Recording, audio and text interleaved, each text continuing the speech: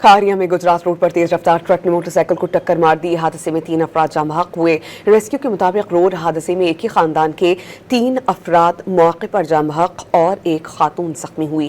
جاں بحق افراد میں 25 سالہ رمشا، 25 سالہ وسیم، 2 سالہ ازلان شامل ہیں۔ موٹر سائیکل پر 2 خواتین، ایک مرد، ایک بچہ سوار تھے۔ ریسکیو اہلکاروں نے لاشوں اور زخمی خاتون کو اسپتال منتقل کر دیا ہے۔ کھاریا میں گجرات روڈ پر تیز رفتار ٹرک نے موٹر سائیکل کو ٹکر مار دی۔ حادثے میں 3 افراد جاں بحق ہوئے۔